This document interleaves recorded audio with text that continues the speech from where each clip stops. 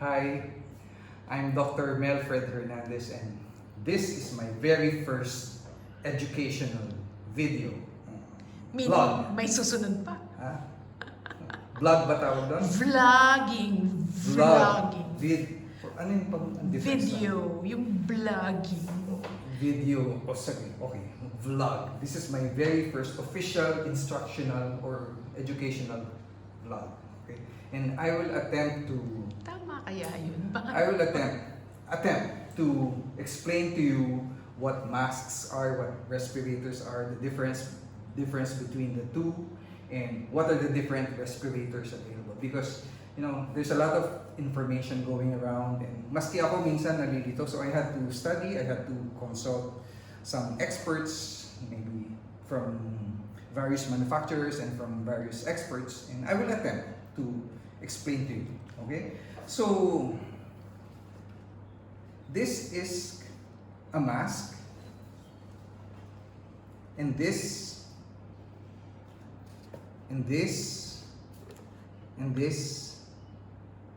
are examples of respirators, okay? So, let's go to the most simple first. The simplest. This is a surgical mask or a medical mask. This is I think a 3-ply, what you call a 3-ply mask, okay? And There's a wire. there's a wire, yes, here, so that you can press on it, and so that it should fit snugly here. But otherwise, in other areas of the mask, it's relatively loose, okay?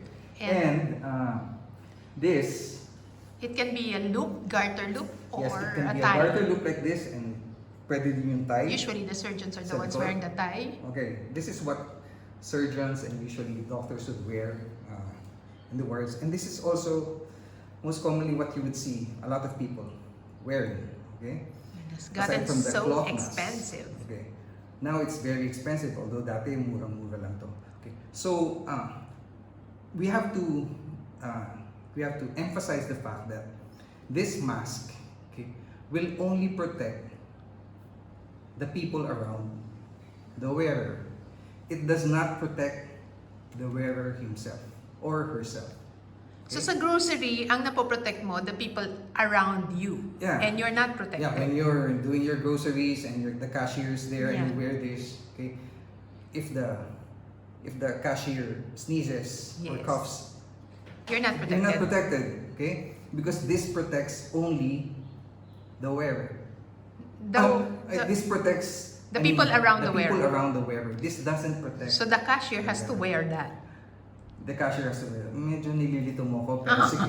Okay, the cashier has to wear that for you to be protected, okay? Right. And it's designed to, yun nga, as a one-way protection to control bodily fluids exiting the wearer. So, kunyari, ako, I'm a surgeon, I wear this during my operation, okay? And when there's a spurt of blood, So barrier siya.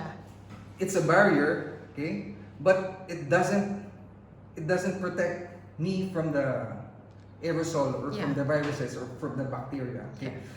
What is protected is the patient. Right. Okay? Got From that. my bodily Got fluids. that. Yeah. Okay? Yeah. Got this. Okay. Okay. And the vast majority of masks do not have a safety rating attached to it. Okay? Unlike, okay, I'll go into the respirators. Unlike this has an NIOSH rating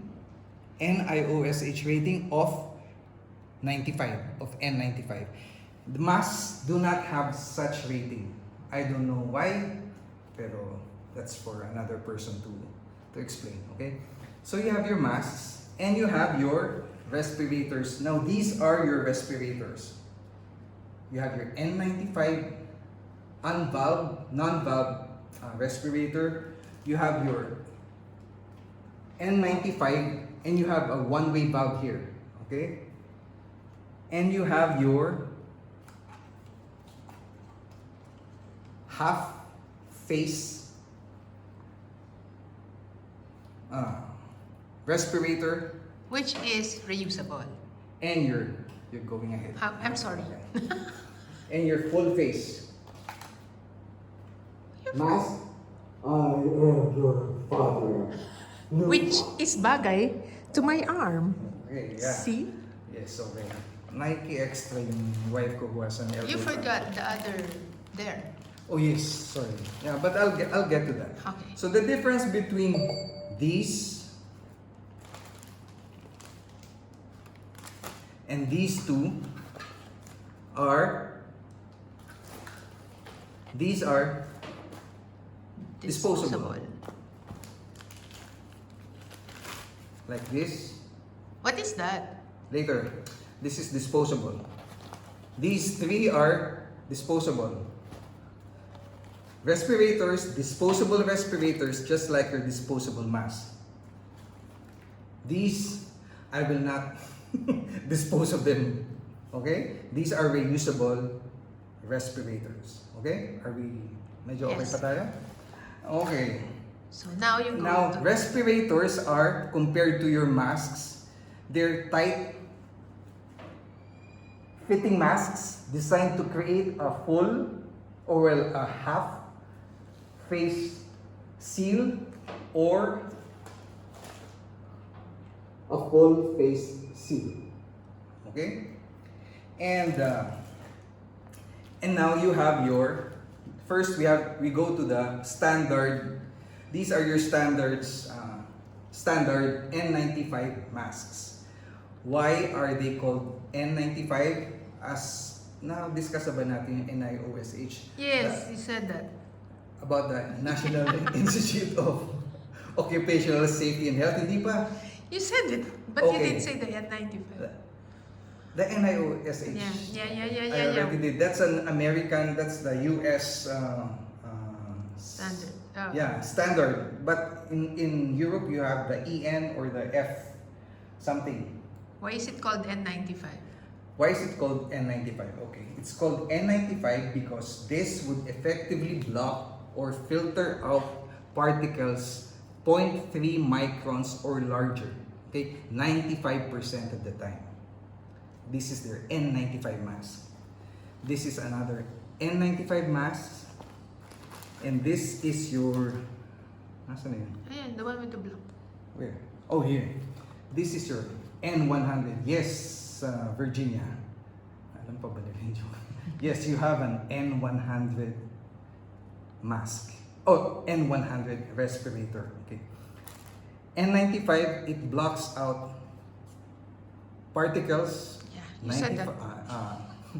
0.3 microns or larger, 95% Which is of the time. coronavirus. The coronavirus, you're going ahead again. But the coronavirus is 0.1 microns, but why would you wear something like this when it says that it blocks 0.3 microns or larger particles 95% of the time? I will get into that later. Okay.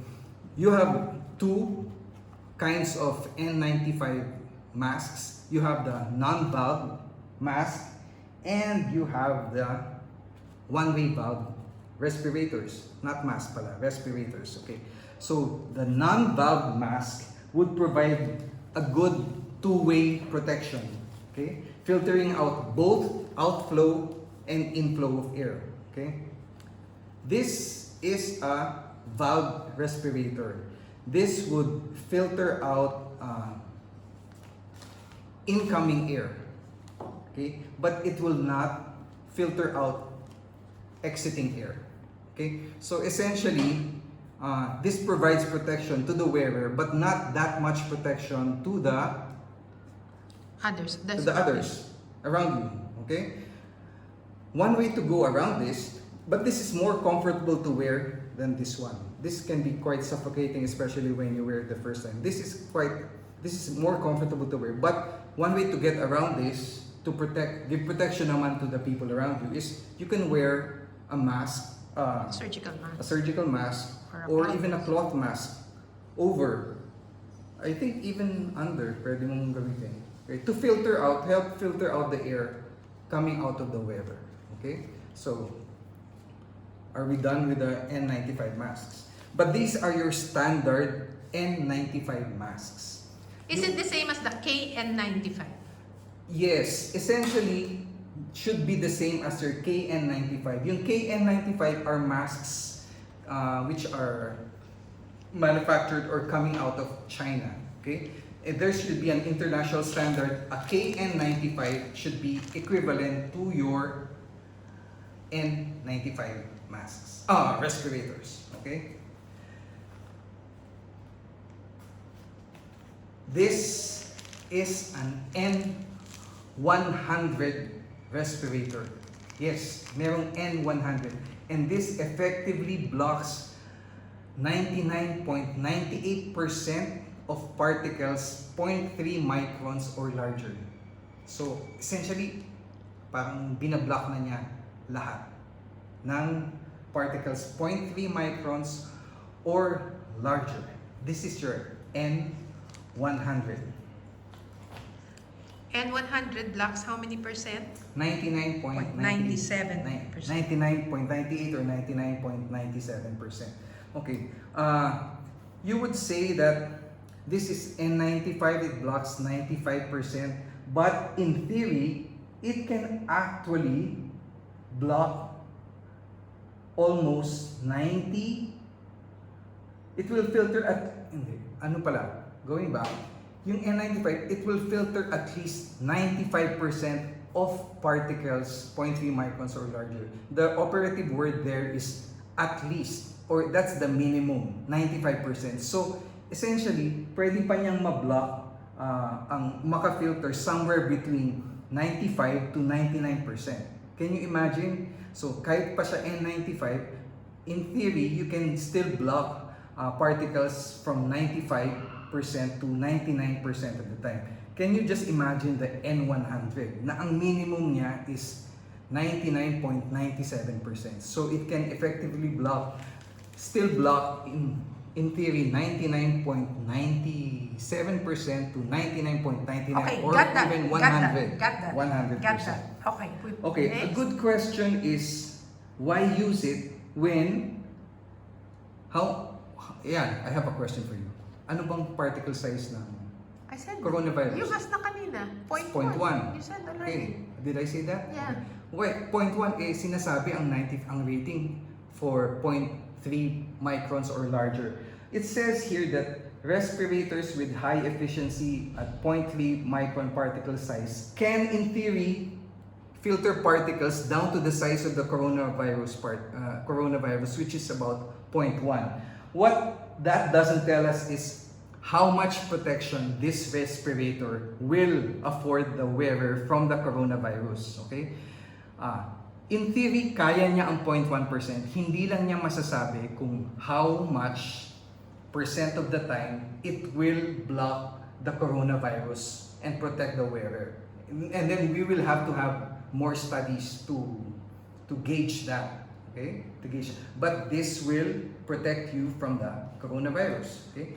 An N95, Okay, got that. an N100, essentially mas makaka-protect ang N100 kaysa sa Of N95. course. But these are non-oil Resistant. non-oil resistant. Yes, thank you for providing me the term, dear. These are non-oil resistant. What are oil resistant? Are the, Filters. Or we call them the P 100. series. This is a P100. 100. Okay. There is a question whether anong mas maganda, an N95 or a P100 filter. Okay. Well, based from my readings, they would say na ito nga filters about 95% of the time. This filters about 99.97%. Almost so it's the same as that. almost the same as the N100. The difference is this is oil resistant. Okay? Your standard N95 and your N100 are not oil resistant. Got that. You got that. Okay. And the difference between these, sinabi ko na, these are disposable, but these are not. This is the half face.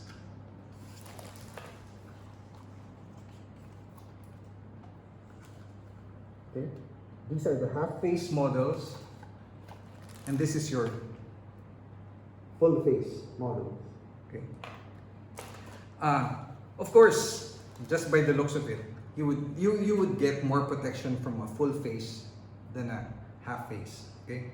But the assigned protection factor, it's called APF or assigned protection factor, is The same. no, it's much larger. The protection factor is much larger for a full face than half face. I think this would give you a protection factor of around 50. This is around 10 or 20, I'm not so sure. Okay, but if you couple this with air purifying popper, it's a powered air purifying respirator. There's a power source that purifies the air and filters the air. The assigned protection factor would go to as much as 1,000. Okay? Now, itong face. yes, the half face would provide a seal dito lang sa ilong. Tapos yung filter dun din sa side, similar to that Yes. thing. We just Okay, didn't meron attach ding the pin thing. filters dito sa side, here, and here. And then you would have to attach the filters. That one. We call this the Princess Leia. The Princess Leia, ano tawag So, doon? you attach it there. Here. Yeah, here. Okay. Don't take it out na. Oh, anyway. If you have to wear this, to increase pa the protection factor, you would have to wear a goggle. Goggles. Okay?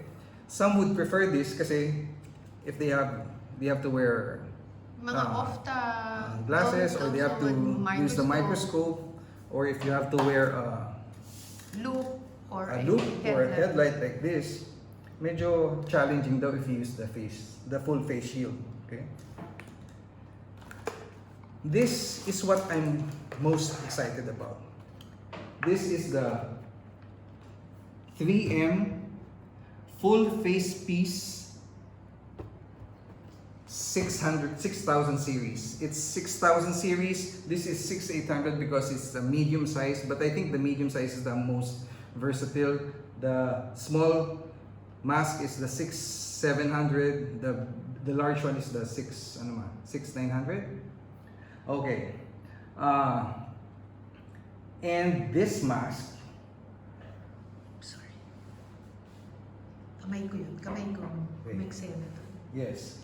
I'm a This mask- one-handed woman. This has a large lens, okay, which provides a wide field of view for excellent visibility.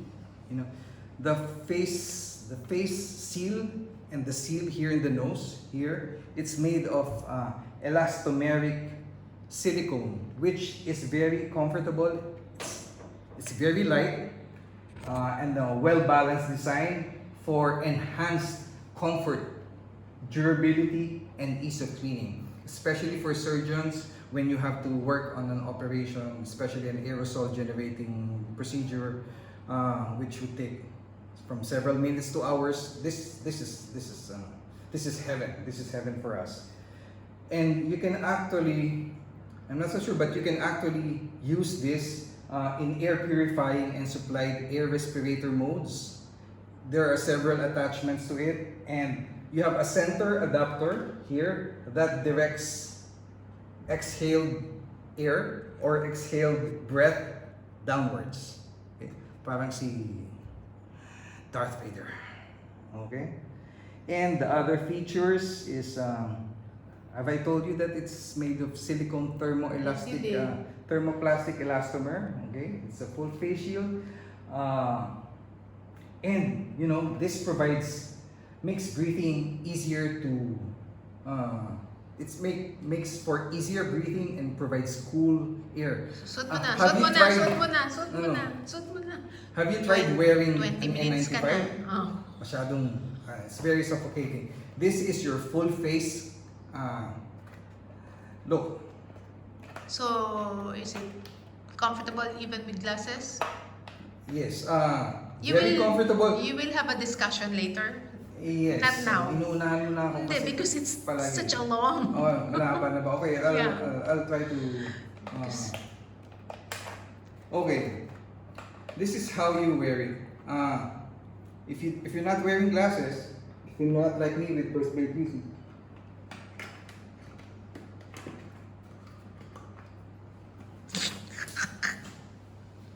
Okay, you have to have somebody to assist you so that you can Not no really, I not mean really. to Oh, test to make yes. sure that they are If you have slowly. someone to assist you, better. Okay? This is how you tighten it so that it would provide a seal. Okay?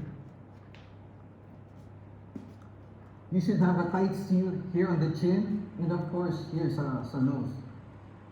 Okay? As you can see, when I'm fogging, okay, I have an excellent wide view. Okay? And it's very comfortable to breathe, compared to breathing through an N95 mask. Okay? I can go through several hours, okay, wearing this. Okay? Will it be a problem when you're like in a microscope?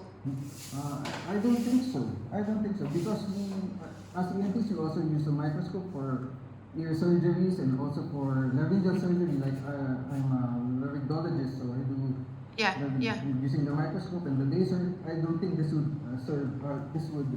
Not to be a problem. not be a problem. What is more challenging would be for surgeons like myself who need magnification, like presbycusis. Medyo malabo na yung mata ko. Those who wear prescription glasses. What I'll try to show you is, ito, yung glasses that I was wearing. I think it would be best, mas challenging kung susuot mo yung glasses mo tapos, kasi you need to have a tight seal here para hindi mag-fog. So what you can do is, you can place your glasses just on top, okay? And then, wear it like this. And then turn this.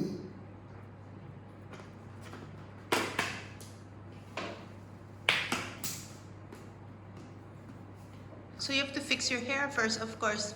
Naka-cap ka naman, di ba? Yeah, Naka-surgical cap ka. Surgical cap. Pero siguro mas maganda kung mayroon kang katuwan, katulong. Correct. Ikaw, hindi mo Hindi kasi naka... ganun yan. one arm lang ako, no? Hello, hindi nakakabit to. Yung ano? Yan. Yan. There you go. Okay.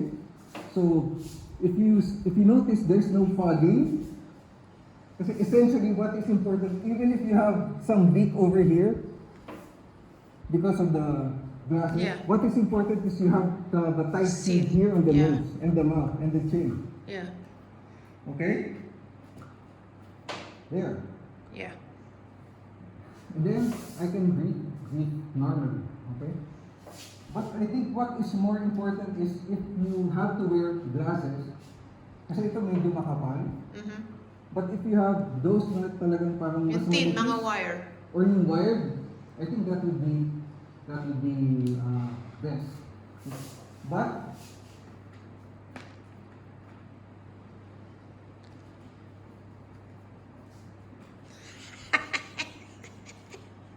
I should not panic, okay? There. I think what is para sa akin, because I wear this kind of I wear this headlight, so it has a light source, although walang battery, hindi ko mapakita, and it has magnification. For some, you may even be able to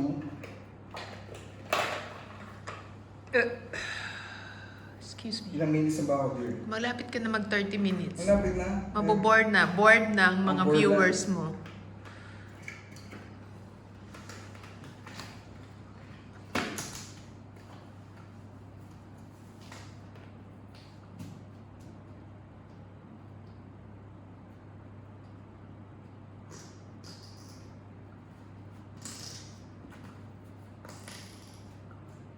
Okay, sorry. You know what I'm doing? I'm checking if there's a tight seal. Wala. Pag walang filter, you can Yeah, test you it. can- But you know what's good about this? This is Mr. Kim headlight. You can adjust it and I can place it.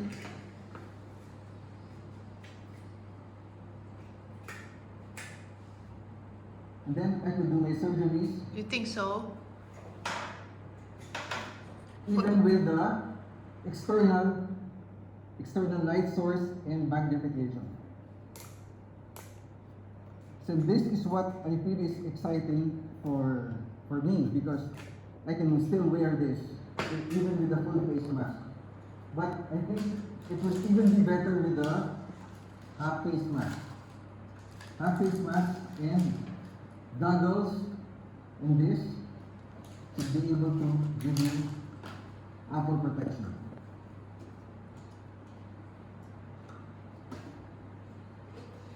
You know what? You know why I got so excited with this, because we have been for the longest time we've been trying to procure the powered air purifying respirators. It's called a popper.